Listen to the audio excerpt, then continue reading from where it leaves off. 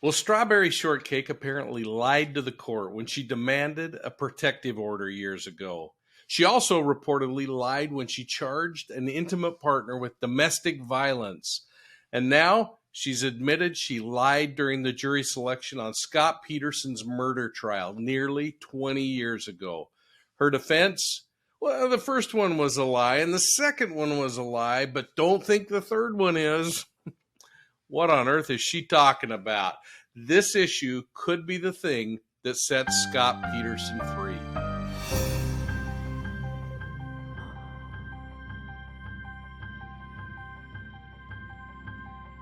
Well, hello everybody, and welcome to this segment on Profiling Evil. Hey, if you're a channel member, you're getting this earlier than anybody else. And if you're not, consider what you're missing and check us out through our membership options. And please take a minute and hit that like and subscribe button. And before I forget, tonight I'm going to be on with Duty Ron and Ed Wallace, and we're going to be talking about the Dylan Rounds case. Maybe we'll talk a little bit about this, but let's talk about Scott Peterson for a moment.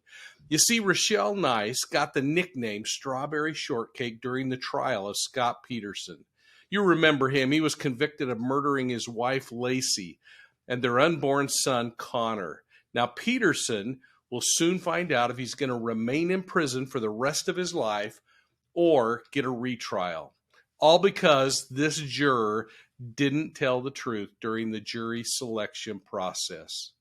Now, the juror continues to claim that she didn't have any anger or resentment toward Peterson, but then in the same light, she admits that she became caught up in the case. And it appears to me that she couldn't let things go after the trial. She even went on to correspond with this convicted killer while he sat in prison. Now, she went as far as reminding the court that back when she was talking about those cases she lied about on her jury application, she said, "Nah, I didn't fear for my unborn child when I got that." And she also said she didn't fear for her life when her boyfriend reportedly beat her up. Now, all of this was something that helped put her on a trial then, and her vote led to convict Peterson, who's accused of dumping his wife and his son into San Francisco Bay on Christmas Eve in 2002. I mean, that's 20 years ago. The bodies would be recovered months later, and it would take a couple years until he was convicted. Now, this juror says that the crimes against her never happened. I think it's really important to mention, again, we talked about that protective order that she said she lied on, but she also said she lied about the boyfriend, the man she accused of assaulting her. He's the same one who pled guilty and went to jail for assault. Something's not adding up here, folks. I mean, what are we left to believe, or frankly not believe? And I, for one, I'm questioning whether this juror can be believed about anything, then or now. And the price for lying, it's already cost the taxpayers of California millions of dollars. Some, Peterson's family, would argue that it's actually cost him his freedom. Well, I spoke with Julie Janae on Court TV today about this case alongside criminal defense attorney Maria B.O.L.O. She's from Chicago.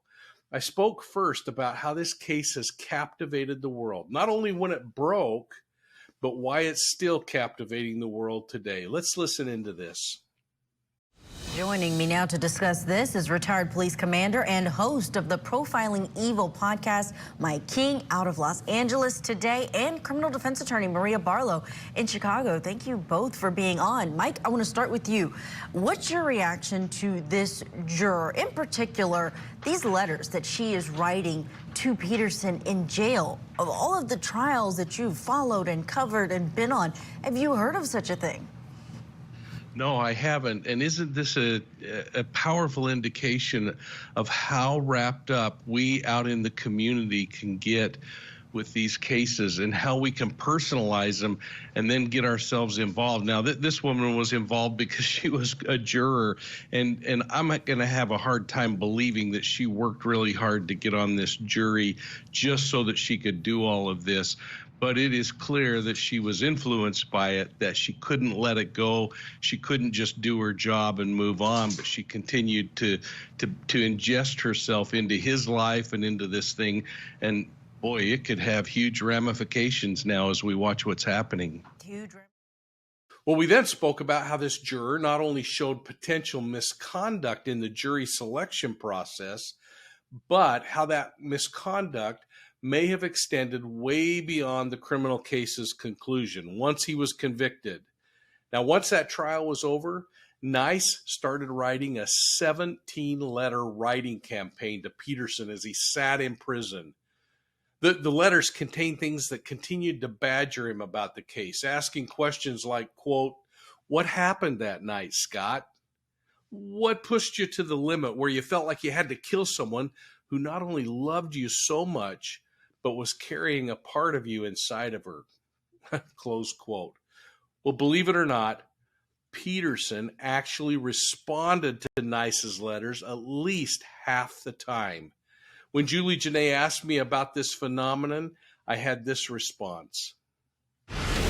Mike King, I'm seeing exactly what you said earlier about how emotionally wrapped up she seems to be in this case. I mean, it doesn't seem like we're speaking to a juror. It almost seems like we're talking to someone who is connected to the family of these parties.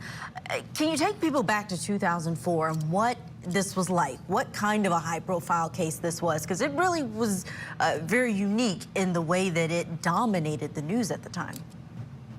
I think this thing captured the world quicker than many cases just because of this beautiful little iconic little family, this new baby coming, the affair that was going on, the theatrics that were going on. If in fact Scott, and we know he was convicted, but if in fact that thing remains, the theatrics of putting on at the search and everywhere else.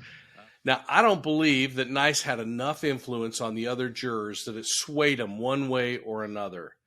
But this one could lead to a retrial. And that leads me to ask my question for all of you. Who do you think is responsible for Laci Peterson's murder and Connor's? What do you think is going to happen if the hearing starts this week? And what do you think the judge is going to decide? Is Scott Peterson going to get a retrial? Has your opinion of who killed Laci Peterson and Connor changed at all as you've watched everything that's unfolding? I'm going to be watching for your comments down below. I guarantee Scott's family doesn't think he's guilty, and they think he'll get off if he goes back to trial. I want to encourage all of you to sign up for the Academy level of our channel memberships. You know, in a few weeks, our second series is going to launch. And in that, I'm going to be exploring all kinds of criminal behavior, like the things we're talking about today and in other cases. And if you like this special content, please let your friends know and invite them to join our channel memberships. And I hope you're hitting that like and subscribe button and getting into the Profiling Evil family. Remember, you can find us on Profiling Evil at YouTube, Instagram, Facebook, and Twitter. And if you like podcasts, folks, man, we are getting a lot of hits on our podcasts. You can download those at Profiling Evil on your favorite podcast platform. And this year, we're concentrating on cults among us. And don't forget, tonight at 9 p.m. Eastern Time, I'm going to be joining Duty Ron and Ed Wallace, former New York cops. We sit down and we talk about cases like Cops. We're going to be exploring Dylan Round's case. Talk about my trip out west a few weeks ago and about some of the feelings we all have about this case and some of the theatrics that have been going on around it. So don't forget to check us out on the World Wide Web at Profiling Evil. And thanks again. We'll see you all soon at the next crime scene.